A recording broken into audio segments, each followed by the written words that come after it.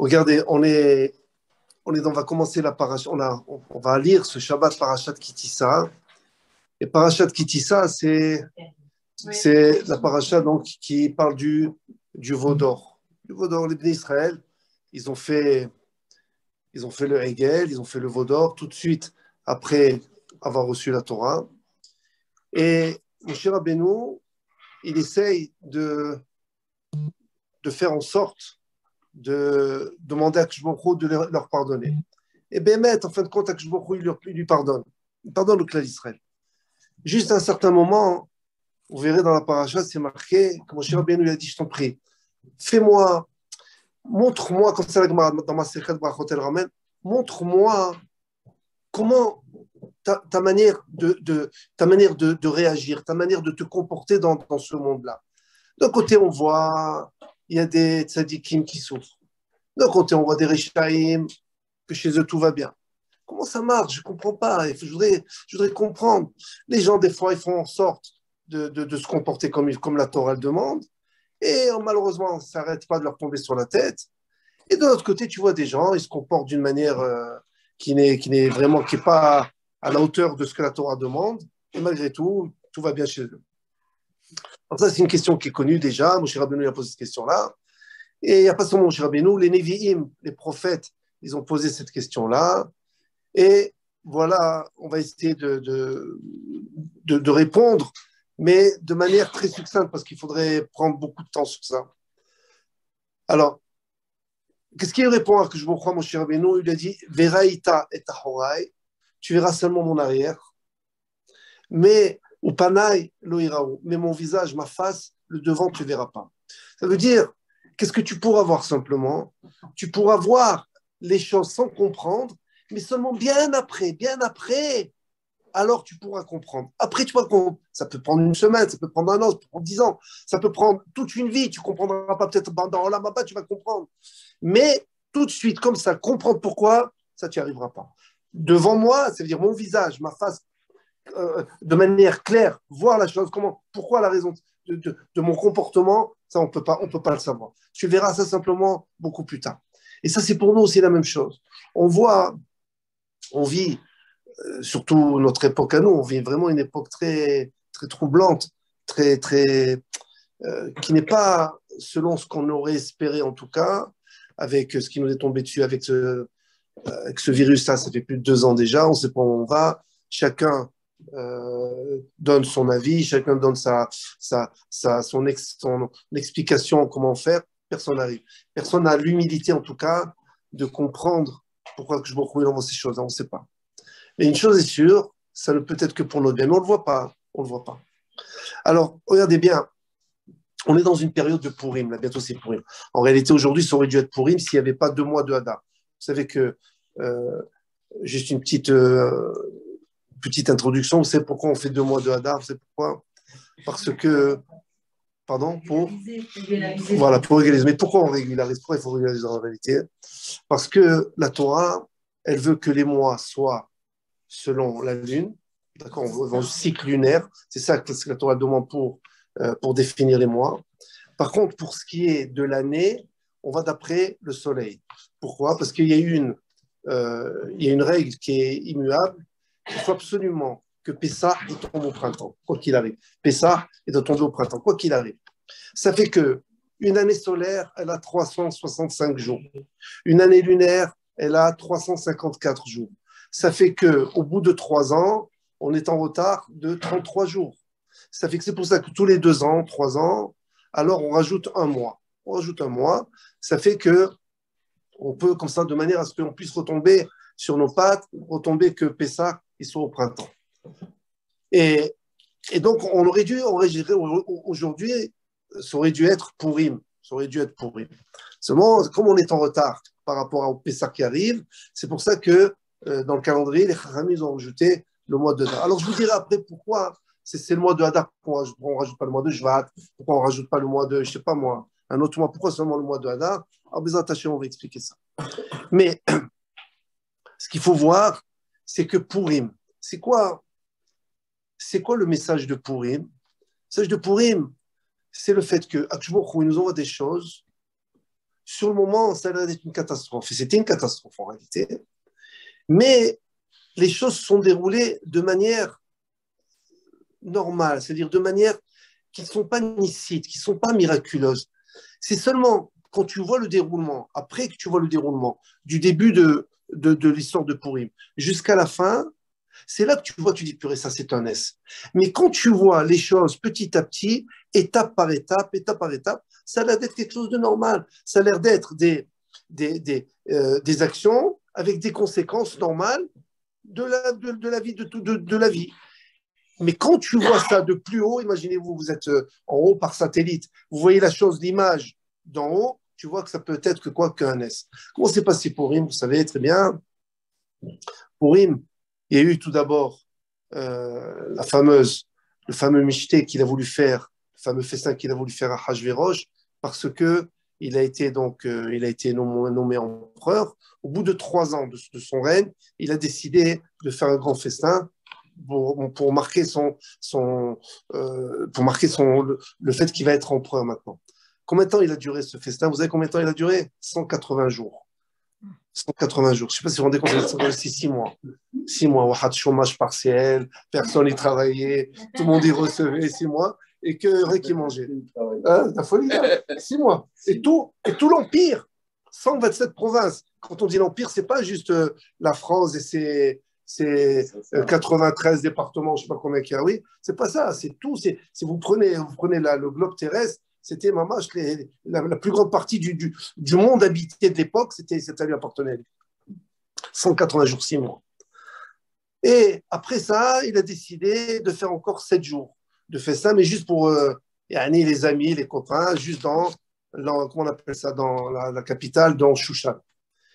Et voilà que les Juifs, on les a invités, il fallait tous venir. Et Mordechai, il n'a pas voulu. C'est que Mordechai, il n'a pas voulu. Il a dit qu'il ne faut pas aller, il ne faut pas se mélanger avec les goïms, parce que si on se mélange avec les goïms, on peut arriver à des dérives après, plus tard. Et en fin de compte, le clan Israël n'a pas voulu. Et les clans Israël, ils ont dit, la plupart d'entre eux, ils ont dit, mais attends, on va manger cachère, il n'y a pas de problème. Il y a le tampon, il y a 3 tampons, il y a Rav Teboul, Rav Schlesinger, il y a tous les tampons. C'est cachère. Si tu veux des noms maintenant. Donc, plus de ça, c'est toi qui causes l'antisémitisme. Toi, Mordechai, c'est toi qui causes l'antisémitisme. Parce que si on ne va pas, on dira, les Juifs, toujours, ils sont de côté, ils ne veulent pas venir, ils ne veulent pas se mêler. Oui, c'est toi qui causes. Alors, quand il a vu Mordechai qui ne pouvait pas faire autrement, alors il a décidé d'aller, et c'était lui, hein, vous verrez dans la Maseret Megillah, elle raconte, c'était lui qui était le chômeur, hein, c'était le chômeur, c'est lui qui allait, il regardait si tout était cachère, au moins pour minimiser la casse des avérotes que le clan Israël pouvait faire. Et voilà que, vous connaissez la fameuse histoire, Vashti est demandé par le roi de se présenter devant le roi, de manière évidemment complètement dénudée. Et il a fait un S, une marloquette dans la Gemara. Est-ce que c'est parce qu'elle a eu la lèpre? Elle a eu des boutons. Donc c'est pas qu'elle voulait pas venir, elle voulait venir. C'est sûr qu'elle voulait venir, elle voulait se montrer. Mais elle avait honte de ce qui lui est arrivé, donc elle voulait pas venir. Il y en a d'autres qui disent qu'il y a une sorte de queue qui lui a poussé comme ça par derrière. Et donc c'est ça qui a causé qu'elle voulait pas venir. Moi, c'est une marloquette dans la Gemara. En tout cas, elle n'est pas venue. Qu'est-ce qui s'est passé? Tout de suite, le Haman, il a sauté sur l'occasion et il a dit c'est pas bien qu'une femme, elle n'écoute pas son mari, et puisqu'elle n'écoute pas son mari, donc il faut absolument la tuer. Elle a été tuée. Après qu'elle a été tuée, tout de suite après, Haman, il est monté de grade et devenu Premier ministre. A priori, quand on voit tout ça, c'est quelque chose de normal. Hein, quelque chose de normal. Il est Premier ministre. Quand il est Premier ministre, il décide de vouloir tuer le clan Israël. Il ne supporte pas les Juifs, il ne supporte pas Mordechai.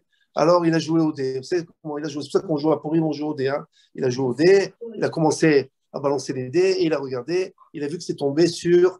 Il a joué avec 2 dés, a priori. Il est tombé sur le mois de Hadar, le 12e, 1 et 2.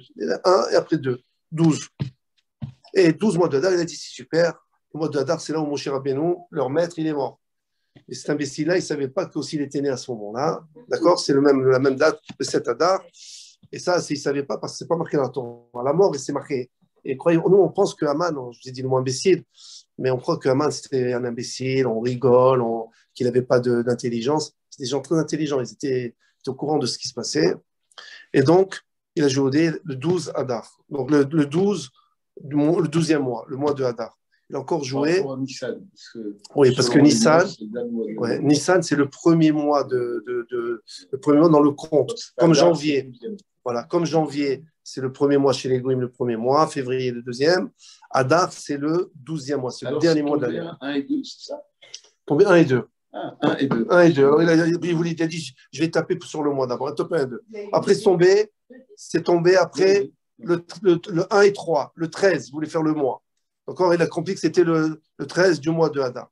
Ok, super. Et voilà, le roi, il lui donne, vas-y, fais ce que tu veux, il n'y a pas de problème. Il lui donne sa bague, vas-y, tu peux tuer les Juifs, tu fais ce que tu veux. Il a commencé à envoyer des lettres dans tout le royaume pour dire que le clan d'Israël, le 13 Hadar et pas avant, et alors les Goïms, ils pourront venir et faire du mal au clan d'Israël. Évidemment, à ce moment-là, les Béné Israël, ils sont en pleurs, ils crient, ils pleurent. Alors, beaucoup de personnes ne savent pas, mais quand on fait la Gemara dans Masechet Megillah, on voit en vérité que toute cette histoire de Purim, ça veut dire depuis le moment où il a écrit, il a joué au dé, jusqu'au moment où il est mort, ça a duré 4 jours.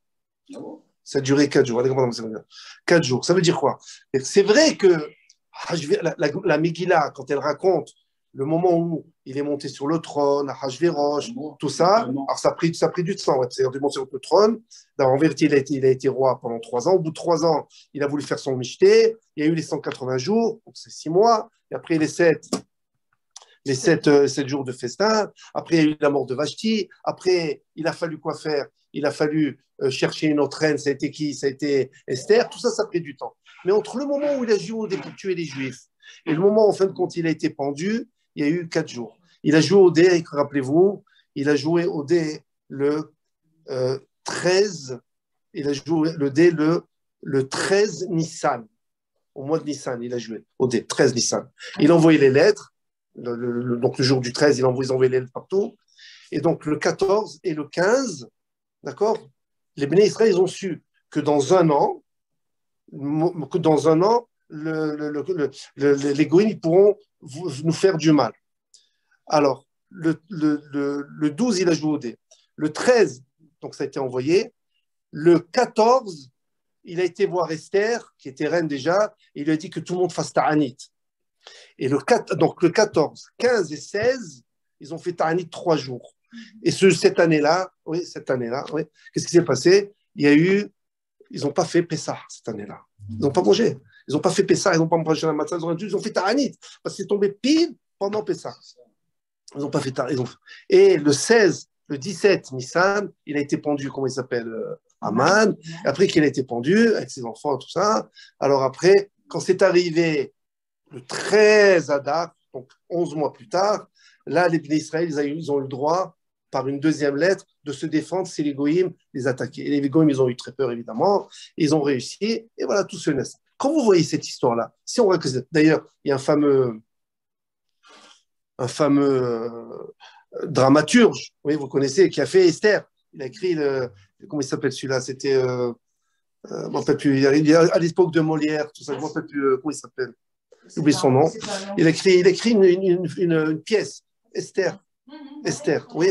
Il a écrit plusieurs choses. Il a Phèdre, Esther, comment il s'appelle? Comment? Racine, voilà. Ah, Racine, super. Ouais. Et la rue Racine est juste à côté. Alors voilà, donc il a écrit cette fameuse. Quand on voit ça, c'est une histoire, c'est vrai, c'est une histoire, un super scénario et tout. Et c'est vrai que ça a l'air d'être quelque chose de normal. Mais en réalité, quand on regarde depuis le début jusqu'à la fin, si on assemble les bouts et qu'on voit de haut, on voit que Mamash, c'est des Nissim qui sont passés. Des Nissim. Il a fait la Maca, il a emmené la Refoua avant la Maca. Il a emmené la guérison avant le malheur. C'est quoi la guérison? On a mis Esther en place de manière à ce que grâce à elle, enfin, il a mis en place de manière à ce qu'elle puisse collaborer à délivrer le clan d'Israël. Donc, quand il a mis ses pions, dès qu'il a mis ses pions, là, hop, tout s'est enclenché, et là, on voit évidemment les Nissim. C'est pour ça, écoutez bien, dans la halachot de la lecture de la Megillah, on n'a pas le droit de lire la Megillah à l'envers ou dans un autre ordre que celui dans lequel elle est écrite. Si pas quelqu'un il arrive en retard, Megillah, ça arrive des fois, on arrive en retard, on arrive en retard.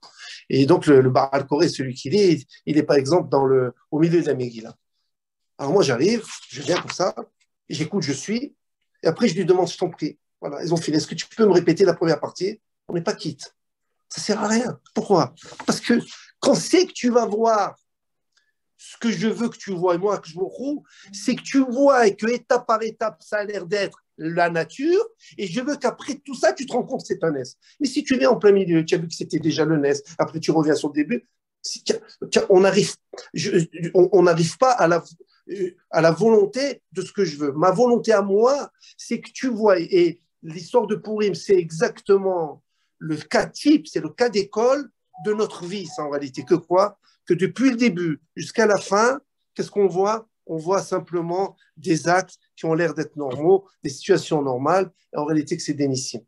Et ça, c'est ce que je veux dire, mon cher Abénon. Mon arrière, tu verras que mon arrière, tu verras après coup. Seulement après coup que tu te rendras compte, mais pas sur le moment. Ma face à moi, le devant, tu ne pourras pas le voir. Alors, j'ai essayé d'étayer ça avec un petit peu des histoires, des maracines qui sont passées, de manière à ce que la chose soit beaucoup plus comprise et beaucoup plus, on doit le digérer. Donc, rappelez-vous la règle, tout est mina shamay. Tu montes et tu descends, c'est que je vous qui veut. Hein. Tu crois que c'est toi qui fais les choses, soit dans la parnassa. Oui, il y a des gens, ils croient que dans la parnassa, c'est eux qui réussissent. Je crois que c'est eux qui réussissent. Pourquoi? Parce qu'ils se disent, moi, je suis un beau parleur, moi, je sais vendre des panneaux solaires, même les panneaux solaires, même sur la face cachée de la lune, je te vends des panneaux solaires. Je te les vends.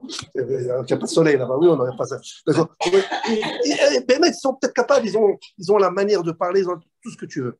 Mais tout ça, tu n'as pas compris que c'est Akshbourou qui te donne cette force-là de savoir parler. Et sans la force que Akshbourou te donne, tu ne peux rien faire. Alors on a une obligation de faire une ishtadlout, de faire un effort pour montrer que tu fais quelque chose, mais même cette ishtadlout-là, hein, évidemment, c'est Akshbourou qui t'a donné cette force de faire cette ishtadlout. Et tout, c'est Akshbourou qui te fait tout. Si quelqu'un se rend compte de ça, hein, alors la vie elle est beaucoup plus facile, beaucoup plus facile. Alors écoutez bien, pour vous montrer. Il y a quelques années de ça, ça se passait évidemment, ça se passait en Eretz Israël, et quelques années de ça, il y avait deux Bahorim, c'est deux élèves de Yeshiva. D'après ce que j'ai compris, ça a l'air d'être des Hasidim.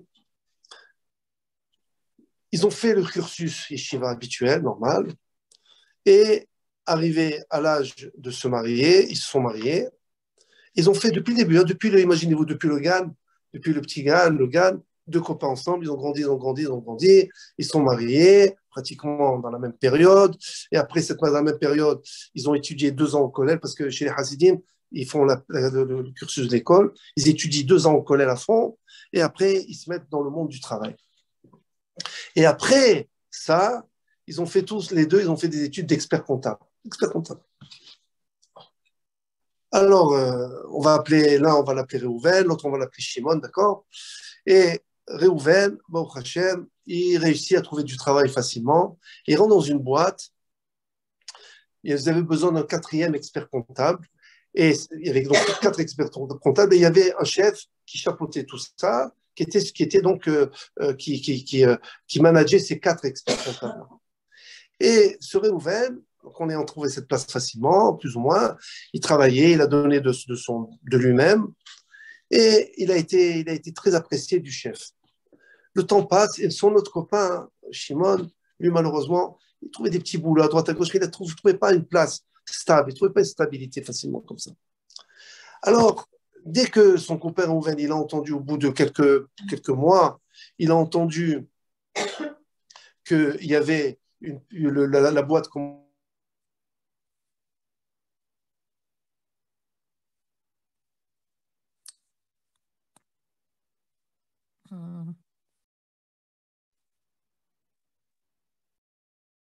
je me porte garant de mon ami. L'autre, comme il lui faisait confiance, il a dit, il n'y a pas de problème. Il a commencé à travailler. Il a commencé à travailler. Évidemment, sa parnassa a changé du tout au tout.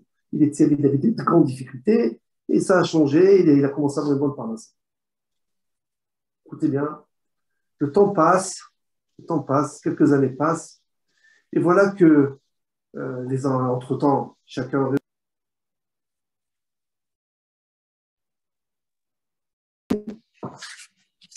Et voilà que le patron, celui qui chapeautait le tout, il devait partir. Il devait partir quitter, on lui a proposé un autre job, je ne sais pas.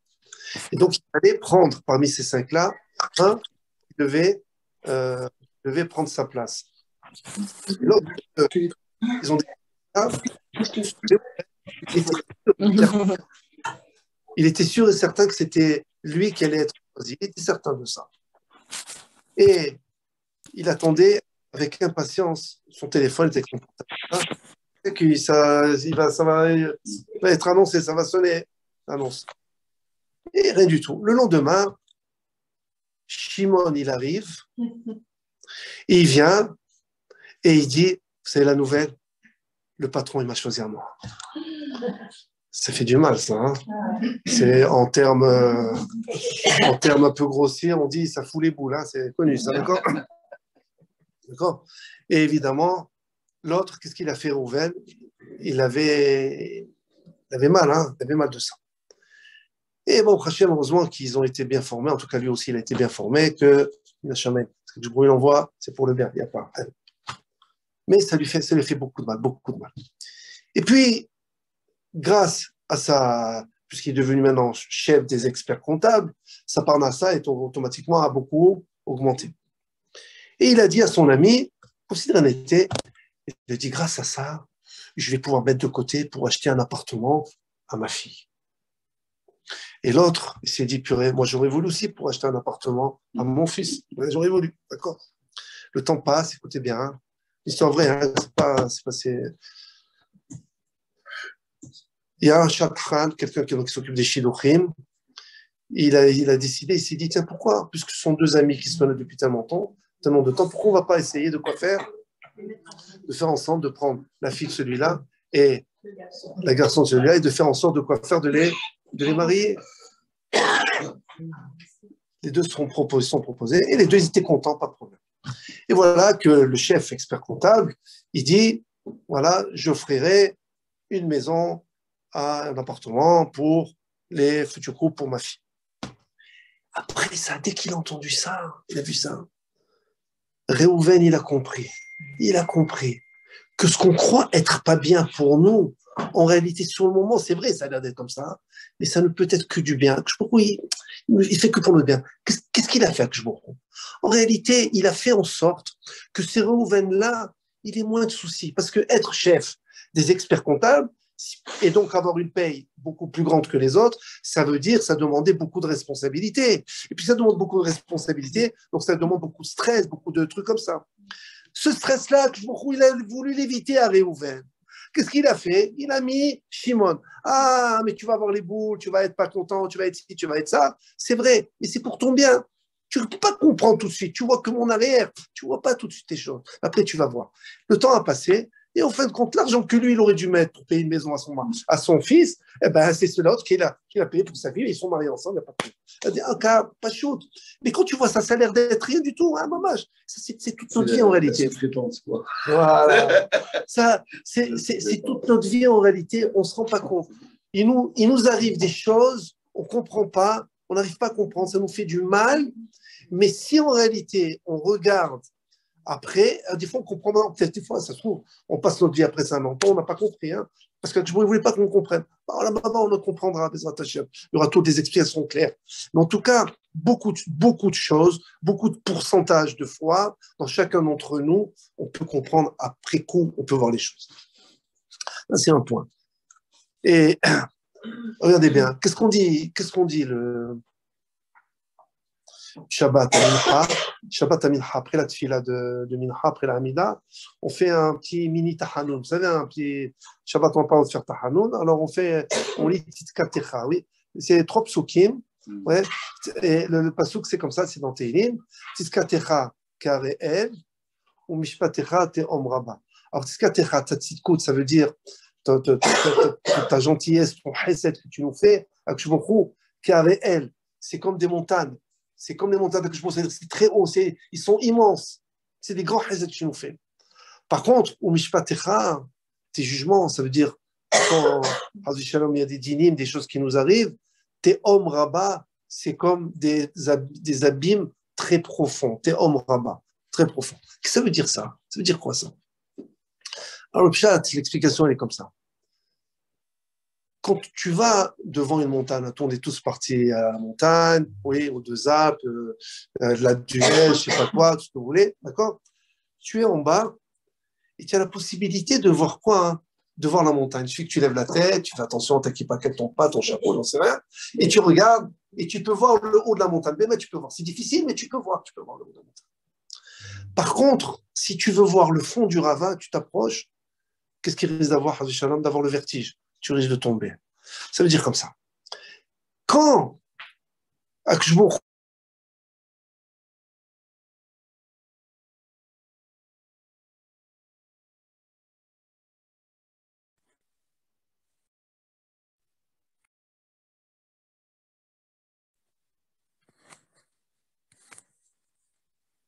prendre la chose, parce que tu risques de tomber, tu ne vas pas comprendre.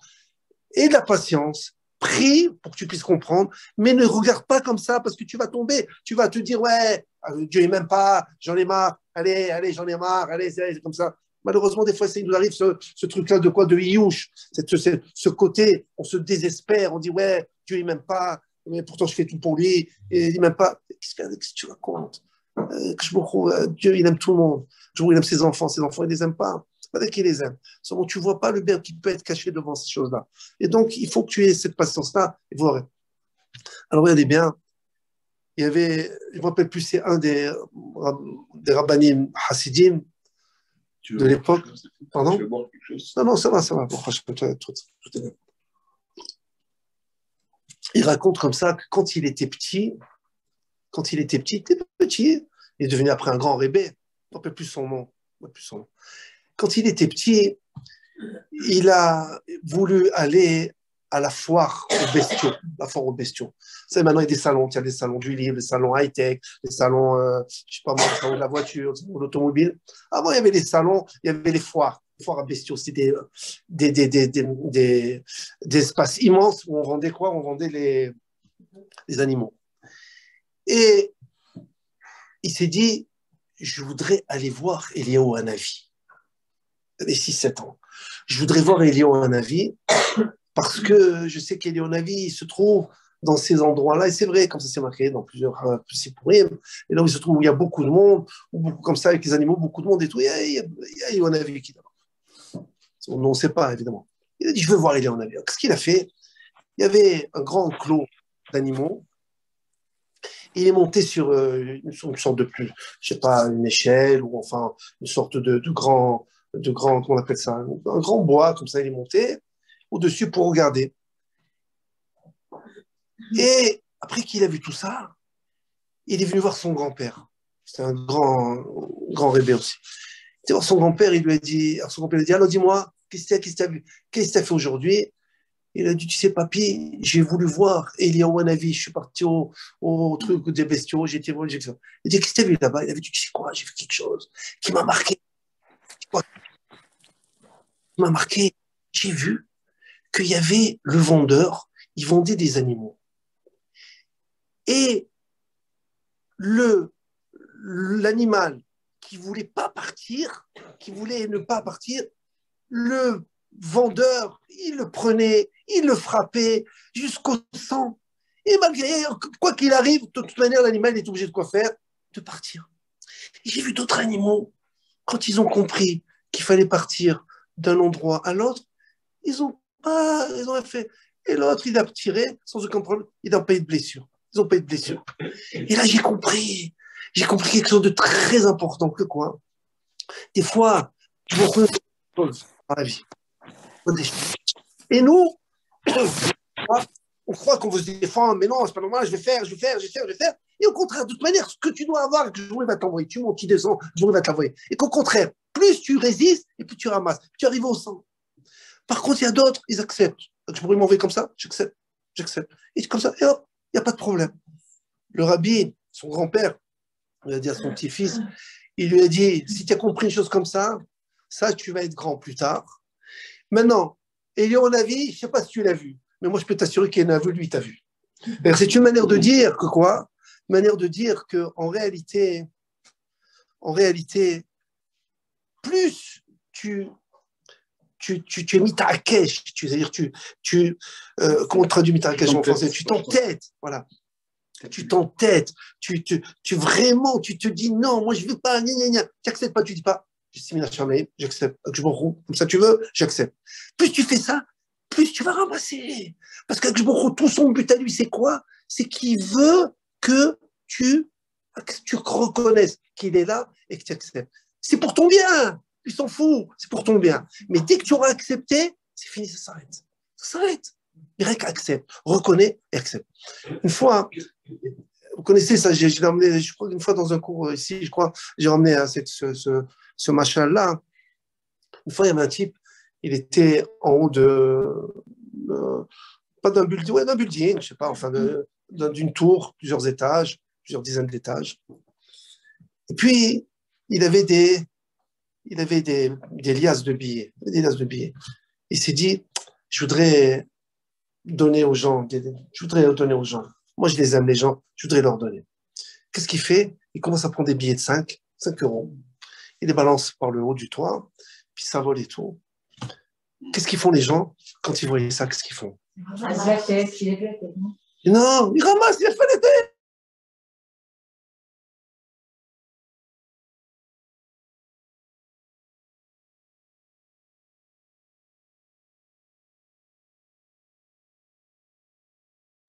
Il voit que les gens, ils ne regardent pas en haut. Qu'est-ce qu'il fait? Wow, qu'à cela ne tienne. 20 euros, je vais balancer. Et au contraire, encore plus, il court plus. C'est impossible. Hein? Où ça se passe? C'est un exemple pour vous montrer. Et qu'est-ce qu'il fait? Il se dit, attends, mais les gens ne me voient pas avec tout ça, ils ne voient pas, ils ne me regardent pas. Bon, c'est pas grave. Il prend des billets de 50 et balance des billets de 50. Il y en a encore plus, il y a encore plus de monde, encore plus. Personne ne voit. Je me dis, attends, je veux qu'ils me voient, les mecs, oh, c'est pas normal. Sur le toit, il y avait des graviers. Il prend des graviers et il balance par la fenêtre. Et là, quand il ramasse des graviers, qu'est-ce qu'il y a? Tout le monde regarde. Ah, maintenant que tu m'as regardé, je suis content. Alors, tu sais que c'est moi qui t'ai envoyé des billets de 50. Ça veut dire quoi? Ça veut dire que je nous fait, on ne se rend pas compte. On croit que c'est normal. Tu ne regardes pas, tu ne dis pas merci Hachem pour tout ce qu'il te donne. Chaque chose.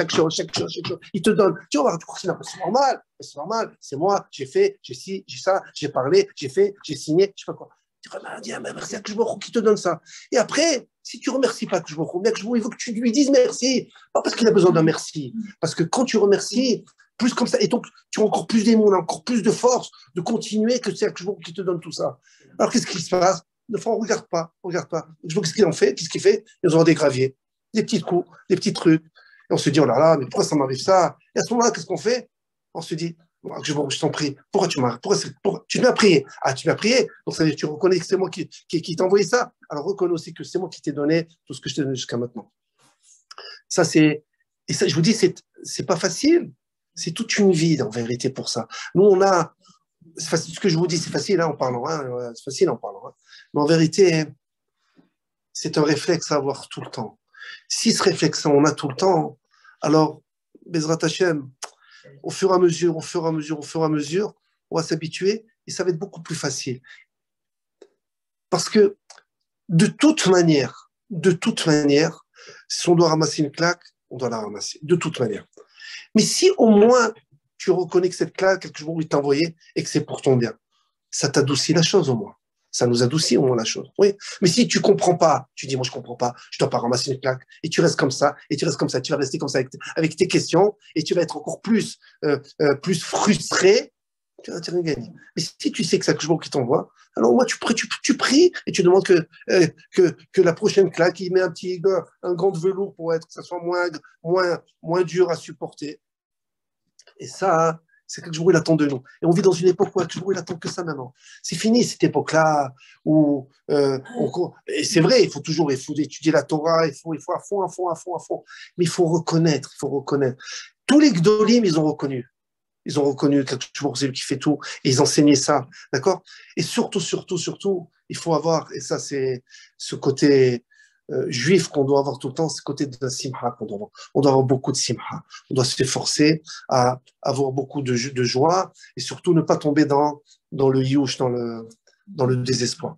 Alors, si vous êtes d'accord, si vous avez le temps, on a le temps, mais ça m'a. Hein, je vais vous raconter une histoire que j'ai lue il n'y a pas longtemps. Et je vous dis, moi, ça m'a beaucoup marqué. Et je voudrais vous en faire partager la chose. Alors, je ne sais pas si vous avez entendu parler de Rav Yaakov Ganensky. Je ne sais pas si vous avez entendu parler de lui. Il est une histoire il y a un peu plus qu'une dizaine d'années. On a écrit des sfarim sur toutes les drachot qu'il a fait. Il y a sa photo comme ça. Il a une adrat panim, Rav Yaakov Ganensky. Ouais. Et il était petit de taille. Je ne sais pas si vous vous rappelez. Il venait faire des drachot. Il était petit de taille, hein, comme ça. Pas plus que ça. Il est venu quelques fois à Lyon, mais il venait souvent à Paris, avec ses bains, aux États-Unis. Enfin, il venait avec ses bains chinois, parce qu'il connaissait bien Rav Hakim, les Chinois. Mais il était pas mal petit comme ça, hein, je vous dis, c'est moi, comme ça, pas plus que ça. Mais c'était un Tamit Racham, un très grand Tamit Racham. Alors, regardez bien, il riait de lui, hein, et je vous dis, c'est une parenthèse, il riait de lui, et il avait de l'humour sur lui-même. Il disait comme ça, il disait, si vous trouvez, parce qu'il habitait Bnei Brak, et si vous trouvez un chapeau par terre à Bnei Brak, ne marchez pas dessus, je suis en dessous. Parce qu'il était petit de taille. Et comme ça, il rigolait sur lui-même. Il disait aussi comme ça je me rappelle quand j'étais élève à l'Aïshiva, il a raconté quand il venait avec Stéphane. Il disait comme ça, quand il était petit, il aimait beaucoup sa mère, il était très proche de sa mère. Et dans l'histoire que je vais vous raconter, il parle de sa mère. Et lorsqu'il raconte comme ça, quand il était petit aussi, alors qu'il était petit et petit de taille, d'accord, imaginez-vous. Alors à un certain moment, dans la nuit, il s'est réveillé. Et quand il s'est réveillé, il s'est mis à crier. Il a appelé sa mère. Maman, il a crié comme ça, il a appelé sa mère. Et il lui a dit, et sa mère, elle se lève, elle se demande, pourquoi tu cries, qu'est-ce qui t'arrive? Il lui a dit, maman, j'ai grandi. Et sa mère, elle regarde, elle lui dit, mais pas du tout, tu dors pas dans la longueur, tu dors dans la largeur. Donc c'était juste pour... Il riait de lui, comme ça, il riait de lui. Hein, alors en tout cas, écoutez bien, ce Rav-là, Rav Yaakov Ganensky, il était à un certain moment d'Eretz Israël, il devait partir aux États-Unis pour ramasser de l'argent pour sa yeshiva, enfin pour son, je sais pas, pour un des mosdot qui devait sûrement supporter. Et vous savez que d'Israël aux États-Unis, des fois, tu es obligé de faire une escale, enfin, tu dois t'arrêter en Angleterre, à Londres, à Heathrow, l'aéroport de. Donc, il faisait la queue pour passer devant la douane.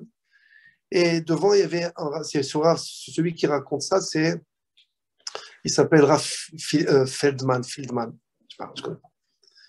Et il était derrière lui, sur Raph Feldman, et Rav Yaakov Ganensky passe devant la douane. Et vous savez, à l'époque, même maintenant on fait ça, mais encore plus à l'époque, ils vérifiaient le nom du billet avec le nom du passeport. Et si ça ne correspondait pas, eh ben, tu passes pas, tu rentres pas dans l'avion. Et donc, le nom de Rav Ganensky avec le nom sur le billet, ça ne correspondait pas. Alors le douanier, il a dit, tu passes pas, vous montez pas dans l'avion. Et il ne comprenait pas l'anglais. Il s'est retourné vers le Rav derrière. Il a dit, je t'en prie, si tu connais l'anglais, dis-lui que si que je me retrouve, il veut que je rentre dans l'avion, je rentre dans l'avion. L'autre, il lui dit, je ne vais pas lui dire ça, je ne peux pas. Moi aussi, j'ai envie de rentrer. Je ne vais pas. Alors, il a été mis de côté, on l'a mis de côté et tout. Et l'autre, il rentre, le billet, il arrache, le nom, hop, il rentre dans l'avion. Quand il arrive dans l'avion, il cherche sa place, il va pour mettre son bagage. Qui voit à côté, un peu plus loin, Rav Yaakov Ganensky. Il me dit, oh, comment tu es passé? Il a dit, je te raconte, quand je me crois, il veut, il n'y a pas. Viens, je te raconte. Je vais te dire d'où j'ai appris ça. J'ai appris ça, c'est que lorsque j'étais Bahour, très jeune Bahour, à la Yeshiva, il était à la Yeshiva en Russie, et c'était juste un peu avant la Shoah. Alors, toute Staline et Marchemo, il a pris une grosse partie des élèves de la Yeshiva et les a emmenés en Sibérie. Je ne sais pas si vous vous rendez compte des jeunes élèves de 14-15 ans en Sibérie. Et la Sibérie, c'est pas le froid qu'on connaît maintenant, quand on a fait -3 et si on dit on a froid, on truc et tout, l'énergie, les factures et tout. Ah bah, c'était -40, -50, et c'était. Alors, et il faisait un rêve, tout le temps, tous les soirs, il faisait un rêve. Il espérait quand c'est qu'il va retrouver sa mère, voir sa mère, c'était pour sa mère, c'est qu'il va revoir sa mère et qu'il va lui embrasser les mains et lui remercier pour toutes les fois où, lorsque ils avaient faim, leur mère elle leur donnait son propre morceau de pain, elle leur donnait aux enfants. Et donc, il voulait la remercier pour ça. Il a passé 15 ans en Sibérie. Je ne sais pas si vous vous rendez compte de ça. Ça rigole pas, hein, c'est 15 ans en Sibérie. Et de ces années-là, de Sibérie-là, il a appris beaucoup, beaucoup de choses. Ça l'a forgé beaucoup. Ça l'a forgé beaucoup. Quand il est sorti de là-bas, donc il avait pratiquement déjà 28 ans, 29 ans, il était âgé pour l'époque. Et quand il est parti de là-bas, il est parti en Eretz Israël. Quand il est parti en Eretz Israël, c'était le début de l'État d'Israël et tout le début où Bnei Brak commençait à se faire. Alors, il est arrivé là-bas, il a cherché ses parents en Eretz Israël. Mais entre-temps, la Shoah, elle a eu lieu. Il y avait la Shoah à ce moment-là. Quand il est arrivé, il a su que ses parents, malheureusement, ils étaient partis dans la Shoah. Alors, il a été pris d'un désespoir incroyable, mais d'un désespoir inimaginable. Et un de ses amis qui connaissait lui a dit, écoute, ce que tu vas faire, on va voir le Hazonish. Hazonish, c'était le rab de Bnei Brak. On va voir le Hazonish. Le Hazonish, il est iftar en 1954. Et depuis ce moment-là, Rav Yaakov Ganeski, il est devenu très très proche de Hazonish, il est resté tout le temps avec lui. Va voir le Hazonish. Et il va te parler, il va te donner peut-être des mots qui vont te faire du bien. Va voir le Hazonish. Hazonish, il a reçu, Hazonish, il a reçu. Quand il a reçu, il lui dit, écoute-moi, je vais te raconter une histoire. Regardez bien. On est une histoire, dans une histoire, dans une histoire. Hein. Le début, ça commence, on est dans l'avion. Il lui raconte quand il était en Sibérie, et il lui raconte maintenant quand il était chez le Hazonish. J'étais voir le Hazonish et j'ai eu un moment de désespoir incroyable. Hazonish m'a dit, je te raconte une histoire. Écoute bien, quelle histoire? Il lui dit, dans la génération de Hazonish raconte,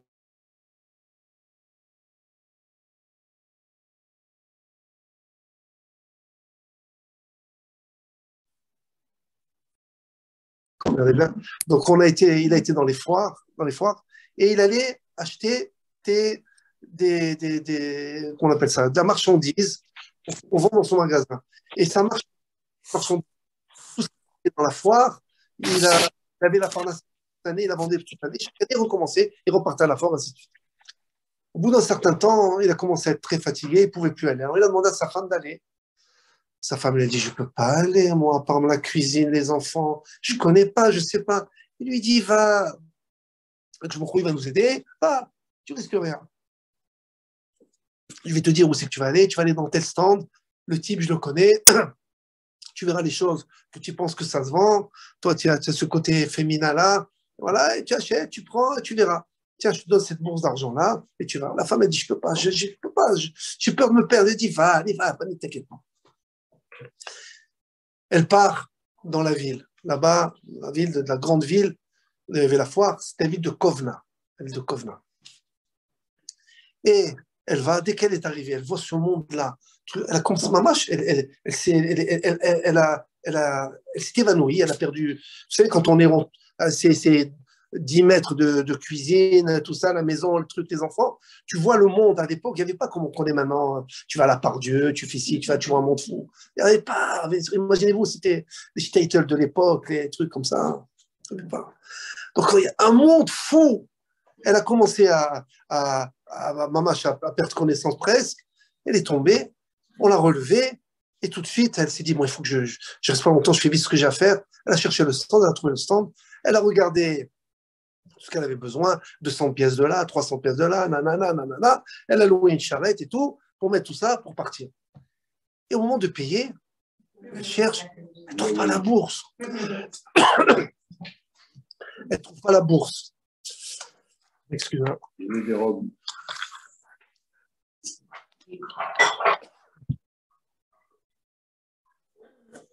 ne trouve pas la bourse. Et là, Elle se dit, comment je vais faire? Je ne peux pas payer. Mon mari, qu'est-ce qu'il va dire?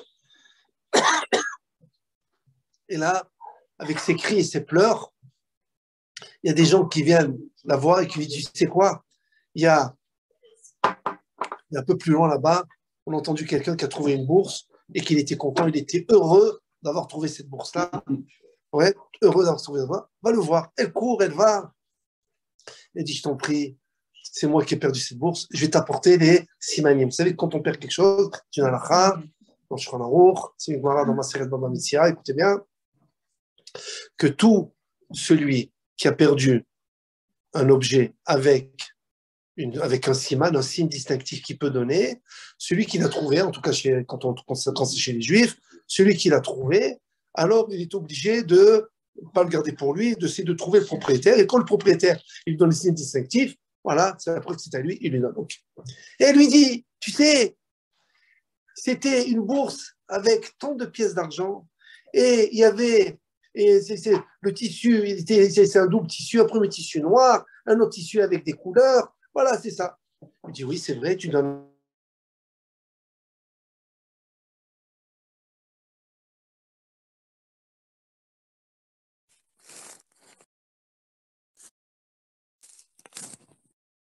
les goïms, alors c'est sûr que celui qui l'a perdu, il fait youch, il se désespère. Et le fait qu'on se désespère, on fait youch, donc on coupe notre propriété de cet objet-là parce qu'on fait youch, et donc celui qui le trouve, il peut le garder. Ah, c'est vrai qu'il y a un siman, tu me donnes des signes distinctifs, mais pour moi, c'est du baratin, le rof, c'est des goïms, je suis sûr que quoi? Que tu as fait youch, tu t'es désespéré. Mais non, puisqu'elle... Oui, mais la Gemara dit que si on fait, même s'il dit non, je n'ai pas fait youch, non, on se considère, c'est sûr que tu as fait youch. Et elle dit, moi je veux voir le Rav, je veux voir le Rav de Kovna. On va voir le Rav de Kovna. Ils vont voir le Rav de Kovna. Le Rav de Kovna à l'époque, c'était juste la génération juste avant le Razonich, c'est Razonich qui raconte. Il s'appelait Rav Yitzhak Elhanan Spector. Il a écrit des soirées et tout. Ils vont le voir. Et lui, il a trouvé la bourse, il était sûr de lui, il n'y a pas de problème, j'ai sûr.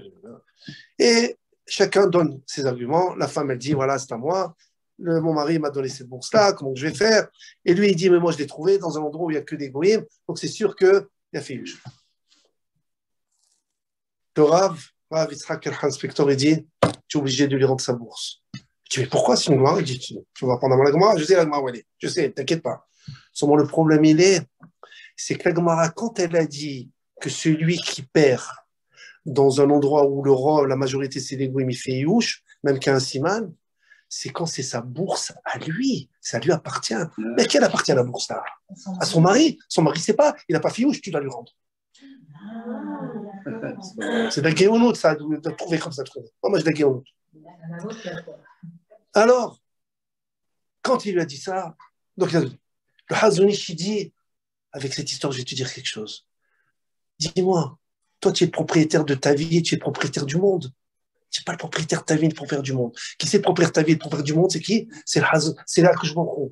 Donc, tu ne dois pas te désespérer. Quelle ouche tu dois avoir? Tu ne dois pas te désespérer. Le seul qui doit se désespérer, si quelqu'un doit se désespérer, c'est lui le maître du monde. Mais lui, il ne désespère pas. Pourquoi toi, tu vas désespérer? Ça ne t'appartient pas de ta vie. Et le monde, il ne t'appartient pas. Donc, tu ne dois pas te désespérer. Quand il lui a dit ça, Rav Yaakov Ganeski, ça lui a donné une force incroyable pour toute sa vie. Et là, il lui dit à Raphaël dans l'avion, il lui dit, tu comprends pourquoi quand je t'ai dit quand je m'en que je rentre, ça y est, il n'y a pas de problème. Ça veut dire, ça prend du temps, ça. C'est toute une vie pour ça, de se travailler comme ça. Mais il faut arriver, il faut attendre, il faut essayer de tendre vers cet objectif-là. Et avec ça, Bezrat Hashem, il fera en sorte de nous délivrer parce qu'on en a besoin. Chacun d'entre nous, on a des problèmes, on a des tsarotes, on a des nisyonotes, grands, petits, selon chacun. En tout cas, que je il nous aide. Et quand on reconnaît, on accepte, que je il nous aide tout ça, Bezrat Hashem. Amen. D'accord.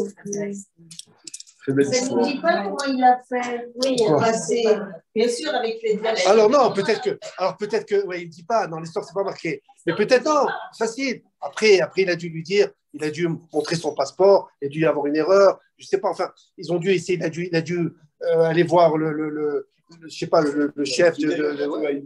En tout cas, c'est que je il veut, quand il ne veut pas, il ne veut pas. Des fois, on fait tout, ça ne marche pas. Hein. Moi, je me rappelle, je vous dis, il y à Soukot, hein, à Soukot, je me rappelle. Et ça, tu montes et tu descends. Hein. À Soukot, ma femme et moi, on est revenus d'Eretz Israël. On était là, on avait les deux le pass sanitaire. D'accord. Nous, on est israéliens, donc on a sans aucun problème. On passe avec Air France. C'était Air France, hein, Air France. On va. Moi, je passe, mais voilà. Et ma femme, chez elle, elle avait fait à l'époque qu'une seule dose, mais parce qu'elle avait le Covid. Donc, ça considérait à deux. Rien du tout, ils ont rien fait savoir. Elle dit, elle a fait une dose, il faut faire 2 doses. Je lui dis, mais elle était malade. Elle était malade. On apporte une preuve, hein, on a porté un pass sanitaire, c'est marqué qu'elle avait le Covid. Rien. Ils n'ont pas voulu. Tu montes et tu descends. Ils n'ont pas voulu. Sur le moment, on était comme ça, oui. Eh ben, on n'est pas parti. Et après, j'ai téléphoné à Air France, on a téléphoné à Air France, on a dit, mais c'est pas normal, en plus, vous êtes français, vous savez, quand c'est pas sanitaire, quelqu'un qui est malade, c'est comme une dose, donc ça fait 2 doses, c'est marqué tout. Oui, c'est vrai, on ne sait pas, on s'excuse, je ne sais pas, peut-être que celui qui était là-bas au guichet, il a...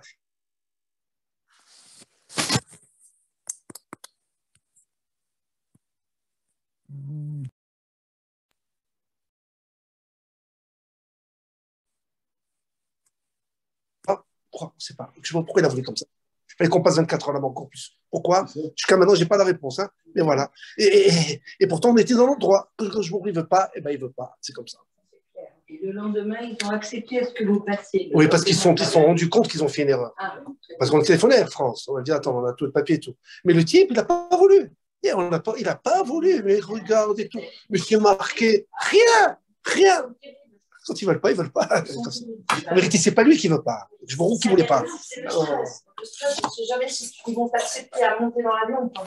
La veille. Je sais pas, tu as dans l'avion.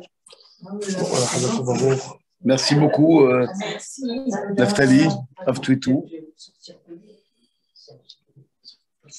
Il y a un mois, il était malade. Il devait faire le cours et j'ai essayé de le remplacer. Mais là, il fallait que je fasse ce cours-là. C'est pour une katane. En même temps, tu nous as réjouis. Très, très belle histoire. Alors, juste, je voulais vous dire, voilà, tu as parlé de réjouir, voilà, je voulais dire ce point-là. Il est très important. Après, je suis obligé de partir, je donne un autre cours.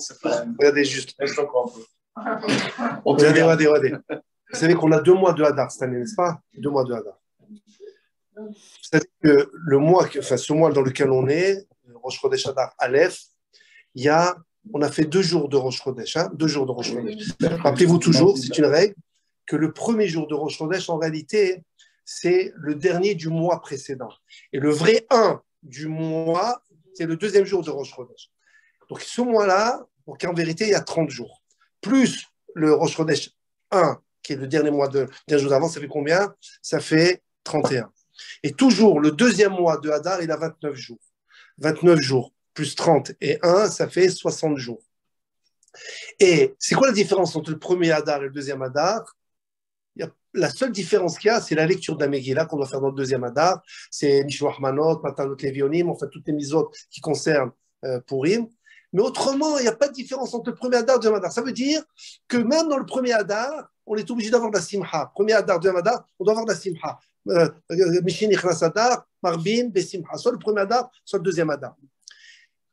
Et maintenant, avec ça, chaque jour qui passe, des 60 jours, qu'on a un peu de simha, alors ça nous aide que si, on a une souffrance, on a un petit problème, on a ci, on a ça, cette souffrance-là, elle est batel bechishim. Il y a 60 jours. 60 jours, ça fait comme la batel bechishim. Vous savez, vous connaissez la fameuse règle. Quand il y a une louche de viande qui tombe dans une marmite de lait, s'il y a dans la marmite de lait 60 fois la louche de viande, c'est batel.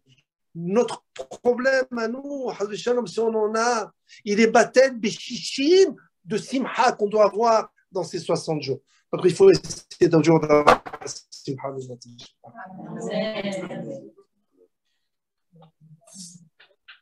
Bon, je suis obligé de quitter votre agréable compagnie. Je suis obligé de partir. Merci beaucoup de m'avoir écouté. Avec plaisir, merci à toi.